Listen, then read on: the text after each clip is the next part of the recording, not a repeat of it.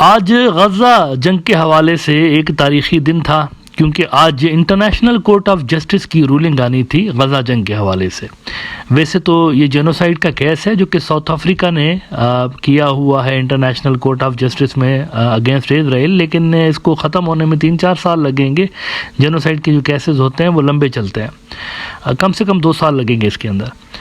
लेकिन provisional order का south Africa ने रिक्वेस्ट किया हुआ था और देखना ये था कि प्रोविजनल ऑर्डर में वो जो रिक्वेस्ट कर रहे हैं वो उनको मिलेगा या नहीं मिलेगा। सारी नज़रें इस पे थी, सारी दुनिया की। तो आज दुनिया भर से बहुत सारे टीवी चैनल्स और सहाफ़ी वहाँ पर पहुँचे हुए थे, बल्कि कोर्ट के बाहर तक रश लगा हुआ था कि देखते हैं कि क्या फ़ैसला आता है।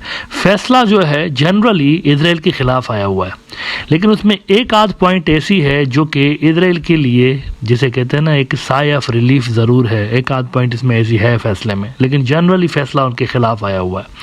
और इसीलिए इजराइल के अंदर जो हार्ड लाइनर्स हैं वो चिल्लम चिल्लाई कर रहे हैं। वहाँ पर इतमर बिन गवेर जो उनका मिनिस्टर है, इस तरह के जो लोग हैं वो कह रहे हैं कि हमें मानना ही नहीं चाहिए प्रोविजनल ऑर्डर, लेकिन इजराइल के पास कोई और ऑप्शन है नहीं, उनको ये मानना पड़ेगा। ये वर्ल्ड कोर्ट है और इनकी जो जुरिस्डिक्शन है वो इजराइल के ऊपर अप्लाई होती है। इनका अगर फैसला नहीं मानता इजराइल तो इसके सीरियस कंसिक्वेंसेस होंगे। अच्छा, फैसला इंटरनेशनल कोर्ट ऑफ जस्टिस ने ये दिया कि एक तो उन्होंने कहा कि ये हमारे जुरिस्डिक्शन में आता है, ये जो सारा मामला है ये हमारे जुरिस्डिक्शन में आता है, तो हम इस पे फैसला करने के मजाज हैं। तो वो जो लंबा केस है ना जेनोसाइड का, वो तो चलेगा। इजराइल ने रिक्वेस्ट की हुई थी कि ये जो जेनोसाइड का केस हमारे खिलाफ बना हुआ है वो आप रिमूव कर दें, उसको आप उठा के फेंक दें। लेकिन आईसीजे ने उनकी जो रिक्वेस्ट थी इजराइल की वो डस्टबिन में डाल दी। टाइम्स ऑफ इजराइल कहता है कि ICJ president says court will not throw out genocide case as Israel requested. तो वो जो एक असल मुद्दा है जेनोसाइड का, उस पे केस चलने जा रहा है। वो तो हो गया, डिसाइड हो गया कि ये होगा, चलेगा केस। अब दोनों साइड से आर्ग्यूमेंट्स होते रहेंगे, प्रूफ जो है वो जमा किए जाते रहेंगे, करवाए जाते रहेंगे, सारा कुछ होगा। लेकिन इमीडिएटली कोर्ट ने प्रोविजनल ऑर्डर ये जारी किया है कि एक तो उन्होंने इजराइल को कहा है कि आप इंश्योर करें कि वहाँ पर फ़लस्तीनियों की, यानी वो जान बाक ना हो, उनकी जो डेथ कैजुअलिटीज़ जो बढ़ती जा रही है उसको आप ख़त्म करें, सिविलियंस को वहाँ पर टारगेट करना बंद कर दें। ये फैसला दे दिया उन्होंने।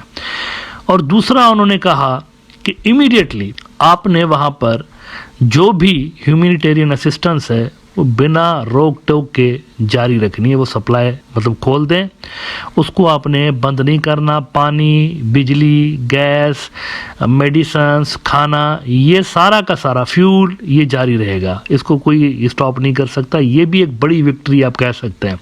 साउथ अफ्रीका के जो 2-3 मुद्दे थे ना, उसमें सबसे बड़ा मुद्दा ये था कि ये ह्यूमैनिटेरियन जो एड है वो जारी करें, वो हो गया है। और उस पर भी कोर्ट ने साउथ अफ्रीका की जो पटिशन है वो मंजूर कर ली है।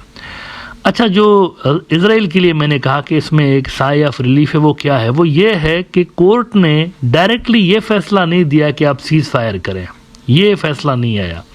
ये कहा है कि सिविलियंस को आप मारना बंद कर दें, लेकिन सीज फायर का फैसला नहीं आया। इस पे इजराइल के अंदर थोड़ा सा एक है कि चलो अभी बचत होगी, फिलहाल इस वक्त जो है ना वो बचत होगी। लेकिन अगर ये जंग चलती है और सिविलियंस की कैजुअलिटीज़ होती हैं तो वो जो जेनोसाइड का केस चल रहा है वो स्ट्रेंथन होता जाएगा। साउथ अफ्रीका का जो मौक़िफ़ है, उनका जो एक वहाँ पर स्टांस है वो मजबूत होता जाएगा। मतलब कैजुअलिटीज़ की फिगर, जब सिविलियंस की डेथ्स की फिगर बढ़ती चली जाएगी ना अब भी, तो उनका केस जेनोसाइड का वहाँ पर मजबूत होता जाएगा। अल जज़ीरा इस पे कहता है कि ICJ orders Israel take measures to prevent acts of genocide in Gaza.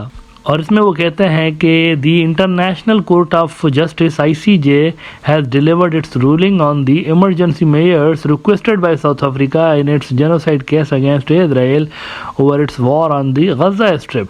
The court said among others that Israel must take steps to prevent acts of genocide in Gaza, but stopped short of ordering a ceasefire.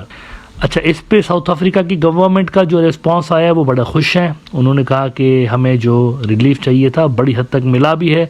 Al Jazeera ही कहता है कि reaction from the south African government thanking the ICJ for its swift ruling. The government said it welcomed the provisional measures and said it sincerely hoped that Israel would not act to frustrate the application of the court's orders. It further said the ruling marked a significant milestone in the search for justice for the Palestinian people. अच्छा, वहाँ से फ़लस्तीनियों का भी reaction positive आया है इस पर। फ़लस्तीनियों ने भी, फ़लस्तीनी साइड ने भी इसको वेलकम किया है। अल जज़ीरा ये कहता है कि first reaction from the Palestinian side. In a statement, the ministry said it welcomed the ICJ's orders, calling them an important reminder that no state is above the law. ये फ़लस्तीन की जो foreign ministry है उन्होंने इसको welcome किया है कि बड़ा अच्छा हुआ है। मीनवाइल जो इजरायली जो न्यूज़ आउटलेट हैं वो इस पे फोकस कर रहे हैं कि देखिए उन्होंने हमें सीज फायर का नहीं बोला है। टाइम्स ऑफ इजराइल कहता है कि ICJ orders Israel to take all measures to prevent genocide in Gaza does not order ceasefire. अच्छा, ये जो ऑर्डर ICJ ने किया है ना कि आप ये भी करें, ये भी करें, ये भी करें, ह्यूमैनिटेरियन असिस्टेंस और ये सारा कुछ जारी करवाएं वहाँ पर, कैजुअलिटीज़ की फिगर कम करें, इसकी महीने के अंदर अंदर कोर्ट ने कहा है कि आप रिपोर्ट इजराइल को उन्होंने कहा है कि आप हमारे पास जारी करवाएं, मतलब यहाँ सबमिट कराएं महीने के अंदर अंदर कि आपने क्या एक्शंस उठाए हैं हमारे ऑर्डर के बाद। तो इजराइल को जमा कराने पड़ेंगे और एक विजिबल चेंज आपको गजा वॉर के अंदर नज़र आएगी। कम से कम ये जो ह्यूमैनिटेरियन असिस्टेंस है ये बिला तातुल अब शुरू होनी चाहिए। अगर नहीं होता तो फिर इनके लिए मसाइल वहाँ पर बढ़ेंगे। अमेरिका ने भी एक तरह से लाल झंडी दिखाना शुरू की हुई है। पिछले दिनों बाइडेन और नेतन्याहू की फ़ोन पे बात हुई और उसमें बाइडेन ने नेतन्याहू को कहा कि हम अब आपकी जंग को सपोर्ट नहीं कर सकते लंबे अरसे से। वो कैटेगोरिकली उन्होंने कह दिया इनको कि हमारे ऊपर जो दबाव बन रहा है, इंटरनेशनल दबाव भी हमारे ऊपर काफ़ी बन चुका है, तो ज़्यादा आपको सपोर्ट नहीं कर सकते। लेकिन अजीब बात देखिए, नेतन्याहू ने फिर भी उसको इग्नोर किया एक तरह से। टाइम्स ऑफ इजराइल दिखाता हूँ, उसमें ये चीज़ रिपोर्ट हुई है। आपको नेतन्याहू का रिएक्शन देखकर ऐसा लगेगा कि जिसने उसने बिल्कुल ही इग्नोर किया है कि बाइडेन क्या बोल रहे हैं या क्या नहीं बोल रहे हैं। टाइम्स ऑफ इजराइल कहता है कि Biden said to tell Netanyahu he can not support year long war in Gaza. मैं आपकी सपोर्ट नहीं कर सकता, आप ये जंग अगर लंबी चलेगी मैं आपको सपोर्ट नहीं कर सकता। आगे कहते हैं कि Biden reportedly told Netanyahu that he does not understand what Israel's strategy for ending the war is. भाई तुम करना क्या चाहते हो, मुझे बिल्कुल नहीं पता करना क्या चाहते हो वहाँ पे। तुम ये जो बंदे वहाँ पर जबरदस्त कर रहे हो, बंदे वहाँ पर शहीद किए जा रहे हो, इससे करोगे क्या आप। बाइडेन ने इससे नेतन्याहू से ये चीज़ें पूछी हैं और वो कहते हैं कि and praised him to provide an answer as to what the plan is for the day after the war ends। और इसके रेस्पॉन्स में आप देखिए नेतन्याहू ने क्या कहा है। द टाइम्स ऑफ इजराइल ही कहता है कि इन रेस्पॉन्स टू दी वाला report Netanyahu's office says prime minister Benjamin Netanyahu appreciates President Biden's support and made it clear in his conversation with him that Israel is determined to continue the war until all its goals are completed। यानी उन्होंने कहा आप जो बोलना है आपको बोलते रहिए, हम तो वही करेंगे जो हमने करना है। ये एक दो रोज़ पहले उन्होंने, ये अभी नहीं हुई, आज नहीं हुई टेलीफोन पे बात, एक दो रोज़ पहले हुई है। लेकिन अब ये ICJ की रूलिंग आ गई है तो अमेरिका के ऊपर भी इसका प्रेशर बनेगा क्योंकि ICJ की रूलिंग को सिक्योरिटी काउंसिल ने इम्प्लीमेंट करवाना है और यकीनी तौर पर इससे इजराइल के लिए प्रॉब्लम्स फ्यूचर में बढ़ने जा रहे हैं।